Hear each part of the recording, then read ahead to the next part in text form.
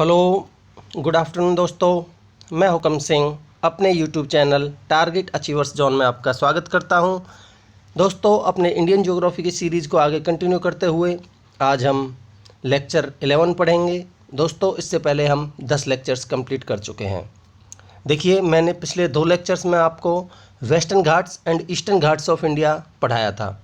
तो मैं चाहता हूँ इन्हीं के साथ में मैं western coastal plains and eastern coastal planes of India को भी कंप्लीट कर दूं। तो दोस्तों, इस लेक्चर में हम western coastal planes of India को डिस्कस करेंगे। Western coastal planes of India. दोस्तों, ये जो सीरीज चला रखी है, मैं आशा करता हूँ कि आपको बहुत ज़्यादा पसंद आ रही होगी। एक सीक्वेंस में कंप्लीट इंडियन ज्योग्राफी की आपको सीरीज प्रोवाइड की जा रही है, तो आप इसका फ़ायदा उठाइए। दोस्तों, ये जो सीरीज है ये आपके लिए यूपीएससी तक भी कवर करेगी। एसएससी, रेलवे या फिर बैंकिंग का कोई भी एग्ज़ाम हो या फिर पुलिस का कोई भी एग्ज़ाम हो, जैसे कि यूपी पुलिस, हरियाणा पुलिस या फिर डीएसएसबी या फिर कोई भी स्टेट पीसीएस एग्ज़ाम हो या फिर कोई भी कॉम्पिटिटिव एग्ज़ाम हो, ये हर किसी में आपको फ़ायदा देगी। आप इसको कंटिन्यू फॉलो करते रहिए। तो चलिए शुरू करते हैं। देखिए, हम वेस्टर्न कोस्टल प्लेन्स इस लेक्चर में डिस्कस कर रहे हैं। तो देखिए, मैं आपको थोड़ा ओवरव्यू दे देता हूँ। देखिए, ये जो ऊपर वाला है गुजरात वाला, इसको कच्छ और कठियावाड़ का कोस्टल प्लेन्स बोलते हैं। ठीक है, कच्छ एंड कठियावाड़ के कोस्टल प्लेन्स। ठीक है, और दमन से लेके गोवा तक का जो हिस्सा है उसको बोलते हैं हम कोंकण कोस्ट। ठीक है, कोंकण कोस्ट। और गोवा से लेके कर्नाटक के मैंगलोर तक का जो हिस्सा है उसको बोलते हैं हम केनरा कोस्ट या कन्नड़ कोस्ट। ठीक है, और मैंगलोर से लेके कन्याकुमारी या केप कोमोरोन तक का जो हिस्सा है उसको बोलते हैं हम मालाबार कोस्ट। ठीक है, ये आपको पता होना चाहिए। तो मेनली हम जो वेस्टर्न कोस्टल प्लेन्स हैं उनको 4 भागों में डिवाइड कर सकते हैं। कौन कौन से? Kutch and Kathiawar coastal planes, Konkan coastal planes, उसके बाद केनरा या कन्नड़ कोस्टल प्लेन्स, उसके बाद मालाबार कोस्टल प्लेन्स।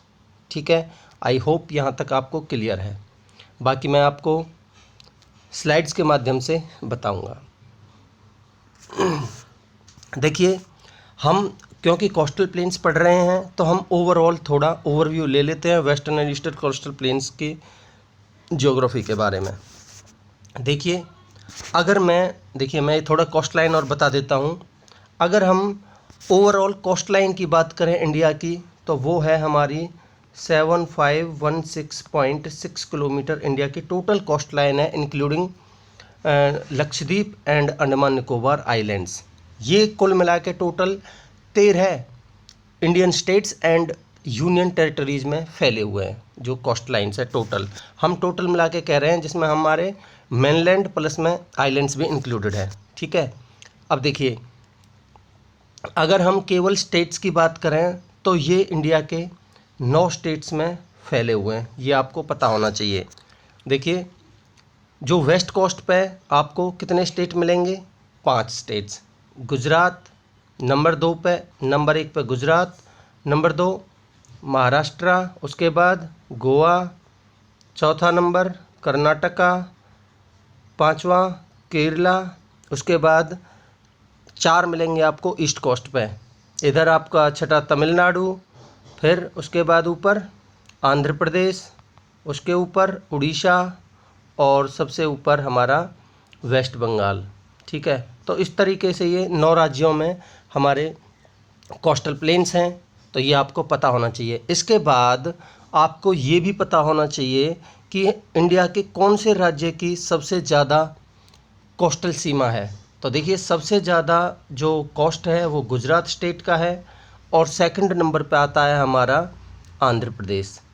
दूसरे नंबर पे आंध्र प्रदेश की कोस्टल प्लेन सबसे ज़्यादा है। सबसे ज़्यादा जो कोस्ट लाइन है वो गुजरात की है, और सेकंड नंबर पे जो कोस्ट लाइन है वो आंध्र प्रदेश की है। ठीक है, इसके बाद ये जानिए कि सबसे कम कोस्ट लाइन किसकी है, वो हम देख भी सकते हैं, वो गोवा की है। ठीक है, यहाँ तक आपको क्लियर होगा। अगर देखिए ये 7516.6 किलोमीटर की टोटल कोस्ट लाइन है जो कुल मिला के, जिसमें हमारे ये दोनों आइलैंड्स भी इंक्लूडेड है। अगर हम इनको एक्सक्लूड कर देते हैं तब हमारी 6100 किलोमीटर की कोस्ट लाइन बचती है इंडिया की। तो आपको ये भी पता होना चाहिए, ठीक है।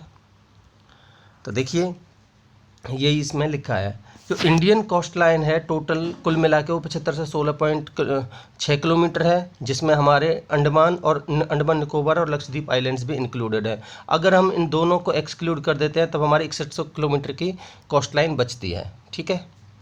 ये जो कोस्ट लाइन है इंडिया की, ये किस चीज़ का परिणाम है? ये जो हमारी गोंडवाना लैंड है उसके फाल्टिंग का परिणाम है, ठीक है।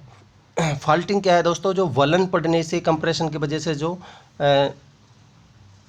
हमारे जो प्लेन्स हैं इनकी फॉर्मेशन हुई है, ये क्रिटेशियस पीरियड के दौरान ये घटना हुई। क्रिटेशियस पीरियड दोस्तों ये बहुत पुराना टाइम है, इसके बारे में हम अलग से डिस्कस करेंगे, ठीक है।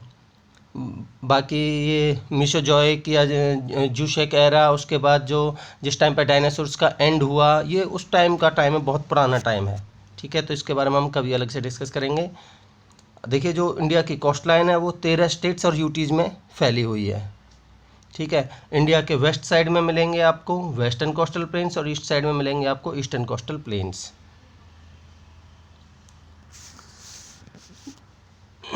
जो इंडिया है हमारा तीनों साइड से सीज से घिरा हुआ है, ये आपको पता होना चाहिए। देखिए इधर में आपका अरेबियन सी, इसमें बे ऑफ बंगाल और नीचे हमारा इंडियन ओशियन, तो ये तीनों साइड से सीज से घिरा हुआ है। जो इंडिया के वेस्ट में मिलेंगे आपको वेस्टर्न कोस्टल प्लेन्स, ईस्ट में मिलेंगे आपको ईस्टर्न कोस्टल प्लेन्स। वेस्ट में अरेबियन सी के साथ कोस्ट है, ईस्ट में हमारे बे ऑफ बंगाल के साथ में कोस्ट है, तो ये भी आपको पता होना चाहिए। जो हमारे इंडिया के कोस्टल प्लेन्स हैं उनको हम मेनली दो भागों में डिवाइड कर सकते हैं। कौन कौन से? वेस्टर्न कोस्टल प्लेन्स और ईस्टर्न कोस्टल प्लेन्स, ठीक है। देखिए आप देख सकते हैं ये कच्छ और कठियावाड़ वाला रीजन, ये कोंकण, ये मालाबार कोस्ट, ठीक है। बाकी ये उत्कल, नदन सरकार और ये कोरोमंडल कोस्ट हम अगले लेक्चर में ईस्टर्न कोस्टल प्लेन जिसमें पढ़ेंगे उसमें डिस्कस करेंगे। तो देखिए वेस्ट कोस्ट अगर हम इंडिया की देखें तो ये हमारी गल्फ़ ऑफ खंबात है, जो जिसको हम गल्फ़ ऑफ कैम्बे भी बोलते हैं, वहाँ से लेके तमिलनाडु के केप कोमोरिन यानी कि कन्याकुमारी तक फैले हुए हैं। इनको मेनली तीन भागों में डिवाइड कर सकते हैं कोस्ट को, कोंकण कोस्ट, कर्नाटका कोस्ट और केरला कोस्ट मेनली, ठीक है। ये अलुवियम के बने हुए हैं जो कि वेस्टर्न घाट से जनरेट होके जो शॉर्ट स्ट्रीम्स आई, यानी ये छोटी छोटी रिवर हैं जो वेस्टर्न घाट से ऑरिजिनेट होके और अरबियन सी में ही गिर जाती हैं, उनके द्वारा यहाँ पे अलुवियम लाया गया, उनके द्वारा इनकी फॉर्मेशन हुई। दोस्तों अलुवियम के बारे में मैंने पिछले लेक्चर्स में आपको बता रखा है, जो नदियों द्वारा बहाकर लाई गई सेडिमेंट्स और जो कि इकट्ठा होते रहे उनके द्वारा जो प्लेन्स बने उनको हम अलुवियम बोलते हैं, जो कि बहुत ज़्यादा उपजाऊ भी होते हैं, बहुत ज़्यादा फर्टाइल होते हैं, ठीक है। It is dotted with large number of coves. Coves होता है दोस्तों बहुत छोटी सी खाड़ी, ठीक है, वेरी स्मॉल बे।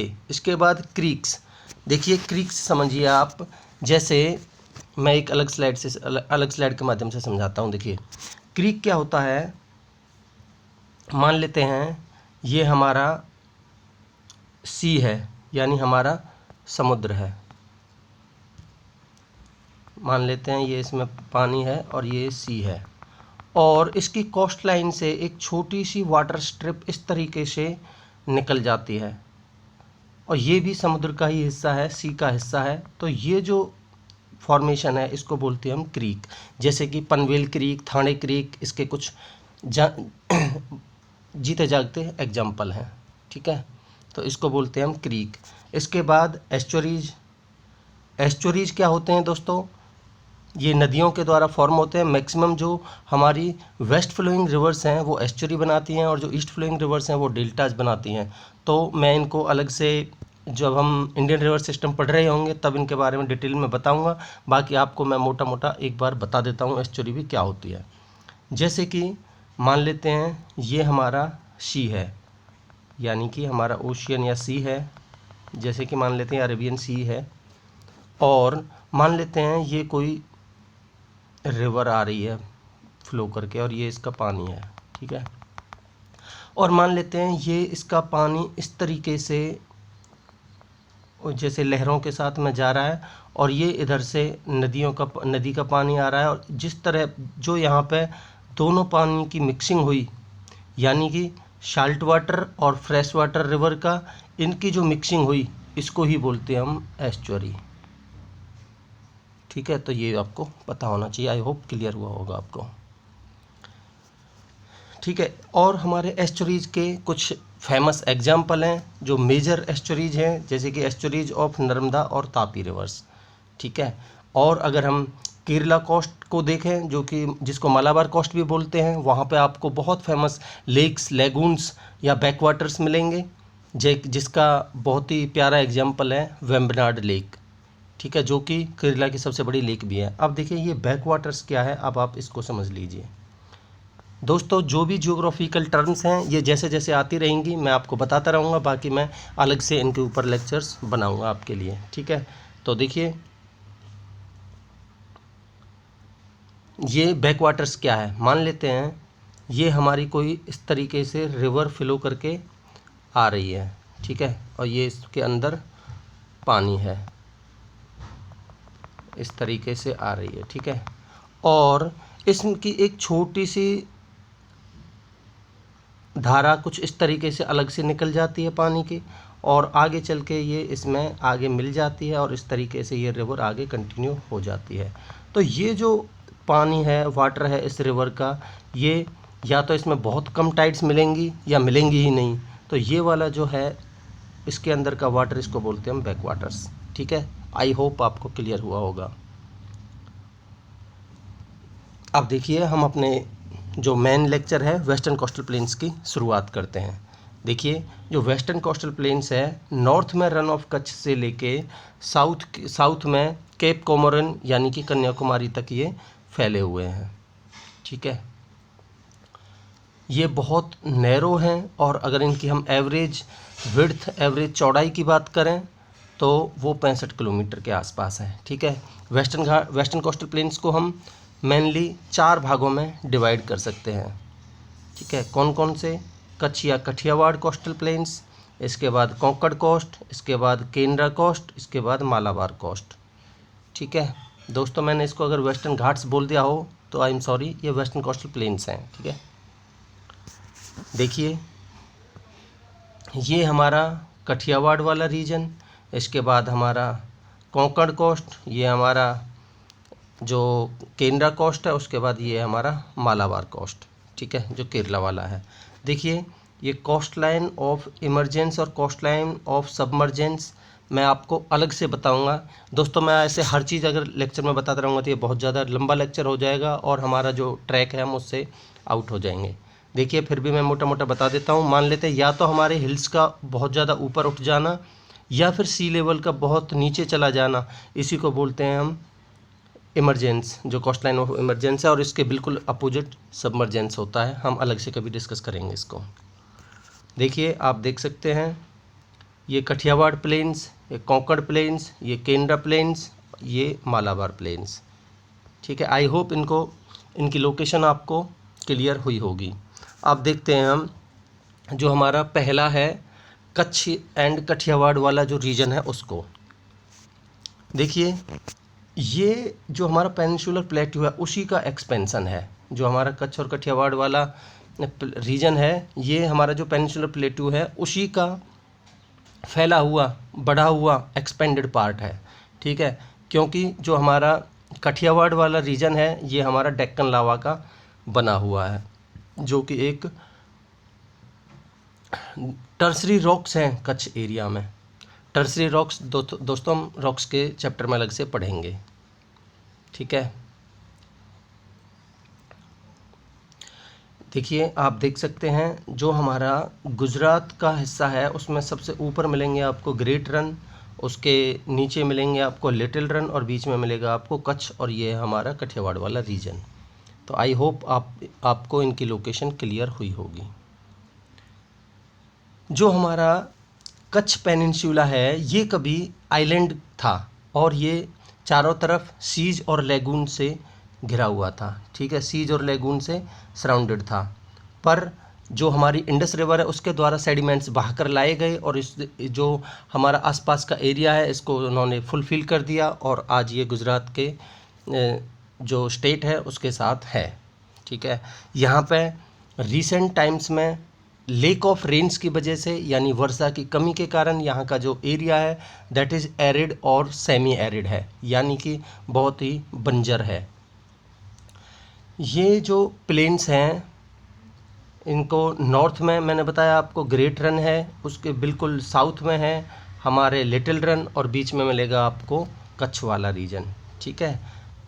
कठियावाड़ पेनिनसुला है that lies to the south of the Kutch, जैसा कि मैंने बता ही दिया आपको। ये इस तरीके से जो ये वाला रीजन था ये कच्छ था, यानी कि जो हमारा ये कच्छ वाला रीजन था ये इसके नीचे ये कठियावाड़ वाला रीजन है, ठीक है। और जो हमारा सेंट्रल पार्ट है वहाँ पे आपको हाईलैंड्स मिलेंगी, कुछ हिल्स मिलेंगी, जैसे कि एग्जांपल है हमारा मांडव हिल्स, जो कि यहाँ मांडव हिल्स से बहुत ज़्यादा रेडियल ड्रेनेज होता है। रेडियल ड्रेनेज होता है दोस्तों, जैसे कि मान लेते हैं ये कोई हमारी हिल है, इससे चारों तरफ सभी साइड्स में जो स्ट्रीम्स निकलती हैं, रिवर्स निकलती हैं छोटी छोटी, उसको हम रेडियल ड्रेनेज बोलते हैं। तो यहाँ से बहुत ज़्यादा रेडियल ड्रेनेज होता है, यानी कि छोटी छोटी स्ट्रीम्स निकलती हैं। From which small streams radiate in all directions that is radial drainage, ठीक है। और माउंट गिरनार यहाँ की हाईएस्ट पीक है जिसकी हाइट है 1117 मीटर, ठीक है, जो कि ये as a result of the volcanism, ठीक है। वोल्कनिज्म मतलब ज्वालामुखी का इरप्शन हुआ, उद्गम हुआ और वहाँ से जो लावा निकला उसकी वजह से माउंट गिरनार की फॉर्मेशन हुई, ठीक है। देखिए जो गिर रेंज है ये सदर्न पार्ट में लोकेटेड है, ठीक है, जो कठियावाड़ पेनिनसुला है उसके सदर्न पार्ट में लोकेटेड है और ये बहुत ज़्यादा डेंसली फॉरेस्टेड है, यहाँ बहुत ज़्यादा फॉरेस्ट हैं। और गिरलॉइन यहाँ फेमस है, गिरलॉइन यहाँ जो गिर नेशनल पार्क है उसमें हमारे गिरलॉइंस मिलते हैं, ठीक है। आई होप आपको क्लियर है। इसके बाद देखते हैं हम गुजरात प्लेन्स। देखिए जो जैसा कि मैंने आपको बताया अभी, जैसे ये हमारा कच्छ वाला रीजन और ये कठियावाड़ वाला रीजन और ये वाला जो सेंट्रल वाला हिस्सा है यानी गुजरात का जो ईस्टर्न पोर्शन है वो गुजरात प्लेन्स हैं, ठीक है। और यहाँ ये जो प्लेन्स हैं इनकी जो फॉर्मेशन हुई है that was formed by the Narmada river, Tapi river, Mahi river और साबरमती रिवर, इनके द्वारा फॉर्मेशन हुई। दोस्तों ये माही रिवर का नाम आया है तो मैं आपको एक बता देता हूँ एक बीच में एक पॉइंट, बाकी मैं जिस टाइम पे आपको इंडियन रिवर सिस्टम्स पढ़ा रहा हूँ उस टाइम पे तो बताऊँगा ही। जो हमारी ट्रॉपिक ऑफ कैंसर है उसको ये माही रिवर 2 बार काटती है, ठीक है, तो ये आपको पता होना चाहिए।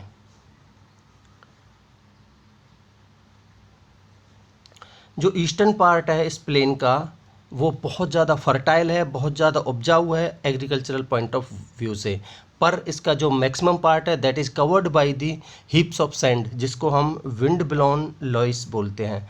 विंड ब्लोन लॉइस दोस्तों क्या होता है, जो हवाओं के द्वारा बहाकर जो रेत के टीले बना दिए जाते हैं उन्हीं को हम बोलते हैं, इनको हीप्स ऑफ सैंड बोलते हैं। तो मैक्सिमम पार्ट इनके द्वारा इनका घेरा हुआ है गुजरात प्लेन्स का, ठीक है।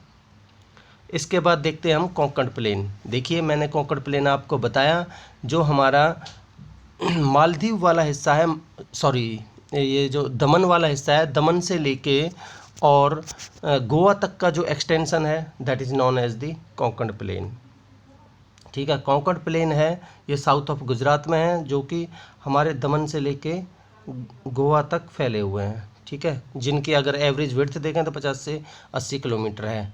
यहाँ के कुछ फीचर्स हैं, मैरीन इरोजन इंक्लूडिंग यहाँ क्लिप्स, सोल्स, रीफ्स, आइलैंड्स इन दी अरबियन सी। दोस्तों ये अलग अलग टर्म्स हैं, अलग अलग टॉपिक्स हैं, अगर मैं इनको बताऊंगा तो बहुत ज़्यादा लंबा हो जाएगा लेक्चर। तो देखिए मैं बता देता हूँ मोटा मोटा फिर भी। जैसे हमारे सीज के किनारे जो हाई रॉक्स होते हैं उनको बोलते हैं हम क्लिप्स, ठीक है। और जो ये जो सोल्स हैं ये हमारे जो पानी के अंदर सबमर्ज हो जाती हैं रिजिज, उनको बोलते हैं। जो रीफ्स हैं जो हमारा सी है, ओशियन है, उसके बिल्कुल बॉटम में जो हमारी रॉक्स की फॉर्मेशन होती है उसको बोलते हैं हम रीफ्स। अगर हम नेचुरल रीफ्स देखें तो जो हमारे ह्यूमन मतलब एनिमल्स के जो स्केलेटन्स हैं उनके द्वारा फॉर्मेशन होती है, या फिर रॉक्स के द्वारा फॉर्मेशन होती है नेचुरल रीफ्स की, और कुछ आइलैंड्स अरबियन सी में। थाने क्रीक है मुंबई में, ये एक इम्पोर्टेंट एम्बेमेंट है, ठीक है, जो कि मैंने आपको बताया था क्रीक के बारे में। ये थाने क्रीक वही है, एक्सलेंट नेचुरल हार्बर की तरह ये काम करता है। इसके बाद हमारे कर्नाटका कोस्टल प्लेन्स देखिए, मैं जैसा कि मैंने आपको बताया कर्नाटका या केंद्रा कोस्टल प्लेन्स ये गोवा से लेके मैंगलोर तक का हिस्सा है। ये बहुत ही नैरो प्लेन्स हैं। अगर इनकी एवरेज विड्थ की बात करें तो वो 30 से 50 किलोमीटर है, और इनकी मैक्सिमम ये मैंगलोर के आसपास आपको 70 किलोमीटर तक मिल जाएंगे। कुछ स्थान पे यहाँ से रिवर्स ऑरिजिनेट होती हैं जिनके द्वारा वेस्टर्न घाट्स को काटा गया है, और एक स्टीप स्लोप बनाते हुए कुछ वाटरफॉल्स यहाँ बने हैं, जैसे कि शरावती रिवर पर जो हमारा जोगिया गरसोपा वाटरफॉल है कर्नाटक में, वो बहुत ही फेमस है, जिसकी हाइट 271 मीटर है। अगर हम वर्ल्ड के सबसे ऊंचे वाटरफॉल की बात करें तो दैट इज़ एंजल वाटरफॉल, जिसकी हाइट है 979 मीटर। दोस्तों ये वर्ल्ड का सबसे ऊंचा वाटरफॉल है, इसको आपको पता होना चाहिए। इसकी हाइट की मेजरमेंट भी आपको पता होना चाहिए, और ये भी पता होना चाहिए कि ये कौन सी रिवर पे है। ये कुरुन रिवर पे है वेनेजुएला में, ठीक है। इसके बाद टुगेला वाटरफॉल वर्ल्ड का सेकंड हाईएस्ट वाटरफॉल है, जिसकी हाइट 948 मीटर है। ये साउथ अफ्रीका के ड्रैकन्सबर्ग माउंटेन्स में है, और ये हमारी टुगेला रिवर पे ही लोकेटेड है, ठीक है। इसके बाद लास्ट वन हमारे मालाबार कोस्टल प्लेन्स हैं। मालाबार प्लेन्स हैं जिनको हम केरला प्लेन्स के नाम से भी जानते हैं। जो केरला प्लेन्स हैं इनको हम मालाबार प्लेन्स के नाम से भी जानते हैं, ठीक है। ये मैंगलोर से लेके कन्याकुमारी तक या कैप कोमोरिन तक हैं, मैंने बता ही दिया आपको। ये कर्नाटका वाले जो प्लेन्स हैं उनसे ज़्यादा चौड़े हैं, ठीक है, बट ये लो लाइंग है, कम नीचाई पर है, कम यानी कि कम ऊंचाई पर है, इनकी ऊंचाई इतनी ज़्यादा नहीं है उनके कंपैरिजन में, ठीक है। यहाँ आपको लेक्स, लैगून्स, बैकवाटर्स, स्पिट्स, इनके बारे में सब आपको बता ही चुका हूँ। ये बहुत ही सिग्निफिकेंट करेक्टरिस्टिक है केरला कोस्ट का या मालाबार कोस्ट का।